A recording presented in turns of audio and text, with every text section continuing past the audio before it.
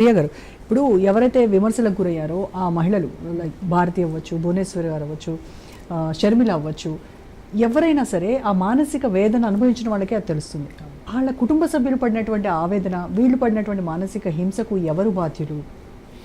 నియంత్రణ లేకపోవడం అమ్మా. ఇప్పుడు వీళ్ళు అధికారంలోకి వచ్చారు కదా, ఒక ఇది తీసుకురమ్మా, ఒక రూల్ తీసుకురమ్మని చెప్పండి, నార్మ్స్ చేయమని చెప్పండి. సోషల్ మీడియాలో ఈ పదాలు వాడకూడదు, మహిళల మీద ఈ విధమైనటువంటి నిందలు వేయడానికి వీల్లేదు, నిరాధార ఆరోపణలు చేయడానికి వీల్లేదు. ఏ పార్టీ అయినా మీరు ఒక పార్టీ, నేను ఒక పార్టీ, మీరు విమర్శలు చేస్తారు, నేను విమర్శలు చేస్తాను, మనం కొట్టుకుంటాం. కానీ మరి అందరూ కలిసి దీనిపైన ఒక చట్టం తేవాలనేది ఎందుకు ఆలోచించారు? రేపొద్దున అసెంబ్లీలో జరగాలమ్మా, అది చర్చకి రావాలి, దీని మీద మాట్లాడాలి. మరి మాట్లాడే దమ్ము ధైర్యం ఎవరికుందో మనం చూడాలి.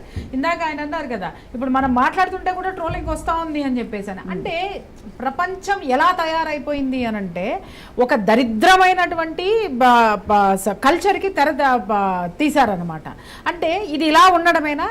అంటే నీ భార్యనంటే నీకు బాధ, నీ కూతురునంటే నీకు బాధ, లేకపోతే నీ అమ్మనంటే నీకు బాధ. ఇక్కడ ఇందాక ఆయన మంచి ఉదాహరణ చెప్పారు, సొంత చెల్లె వేరే పార్టీ పెట్టిందని చెప్పేసి అని ఈ పార్టీలో వాళ్ళు అంటుంటే, అరే ఎవరావిడ, ఒక ముఖ్యమంత్రి చెల్లెలో, ఒక ఎక్స్ ముఖ్యమంత్రి కూతురు, నీ కుటుంబం పరువే రోడ్డును పడుతుందిరా. అది ఒక్కొక్కసారి గుర్తు తెచ్చుకోవాలి. Point number 1.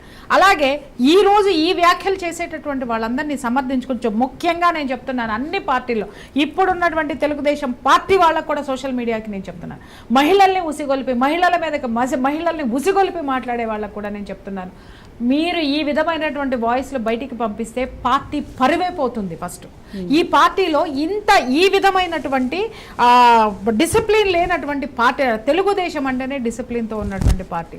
ఎన్టీ రామారావు గారి భాష ఎలా ఉండేదమ్మా? ఆయన ఎప్పుడైనా ఇలాంటివి మాట్లాడారా? ఒక్క మహిళలన్నా ఆయన విమర్శించినట్టు చూపించండి. నేను చెప్తా ఒక ఎగ్జాంపుల్. ఒక కలెక్టరు అవినీతికి పాల్పడ్డారని చెప్పేసి సస్పెన్షన్, ఆయన్ని వేరే దానికి పోస్ట్ చేసేసారు, ఇక్కడ నుంచి ట్రాన్స్ఫర్ చేసేసారు. చేసేసిన తర్వాత సస్పెన్షన్కి గురయ్యారో ఏదో నాకు గుర్తులేదు, ఎప్పుడు 30 years బ్యాక్ ఇష్యూ ఇది. గురి చేసి అయిపోతే అందరూ ఏమన్నారు అని అంటే, అమ్మ నువ్వు వెళ్ళి పెద్ద ఆయన కాళ్ళ మీద పడిపో, మహిళలు కనుక రిక్వెస్ట్ చేస్తే ఆయన వేడుకో, రిక్వెస్ట్ చేస్తే ఆయన ఖచ్చితంగా, మహిళలంటే చాలా గౌరవం ఆయనకి, డెఫినెట్గా మీ ఆయన ఉద్యోగం మీ ఆయనకి తిరిగిస్తాడు, పరువు పోకుండా ఉంటుంది అని చెప్పేసానంటే ఆవిడ వచ్చింది. అక్కడ వచ్చి అప్పుడు నేను అక్కడే ఉన్నాను. తర్వాత ఏం జరిగింది అనేది తెలుసుకున్నా. వచ్చిన తర్వాత ఆవిడ కాళ్ళ మీద పడిపోయింది. అన్నగారు తప్పైపోయింది అన్నగారు, అసలు ఇంకెప్పుడు ఇలా జరగదు, మా ఆయన్ని క్షమించండి, మా ఆయన చేసినటువంటి పనికి నన్ను ఆ ముఖం చూసి క్షమించండి, నన్ను చూసి క్షమించండి, మళ్ళీ తిరిగి పోస్ట్ ఇవ్వండి, క్షమించండి అన్నగారు అని బోర్న ఏడిస్తే ఆయన అమ్మ పైకి లేమ్మా అని చెప్పి లేచి నిలబెట్టి, తప్పు మీ ఆయనదైతే క్షమించేదా వాడినమ్మా, తప్పు నీదే అన్నాడు ఆయన. అంటేను ఆవిడ షాక్ అయింది, నేనా అన్నగారు అని. అవునమ్మా, ఆయన అవినీతి చేయడానికి కారణమే నీ ప్రోత్సాహం, నువ్వే ఇంటి దగ్గర జరుగుతున్నాయి ఇవన్నీ, అందుకే పీకేశాను అన్నాడు.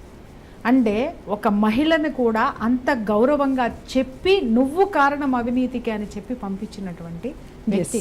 అలాంటి పార్టీలో, మహిళని అంత గౌరవించేటటువంటి పార్టీలో ఆయన ఏ రోజు మహిళల్ని అగౌరవపరిచాడా? అందాకెందుకు చంద్రబాబు నాయుడు గారు ఎప్పుడైనా తిట్టారా చెప్పండి? ఇంక ఇటు చూస్తే జగన్మోహన్ రెడ్డి గారు కూడా తిట్టరు. మరి మీరెందుకు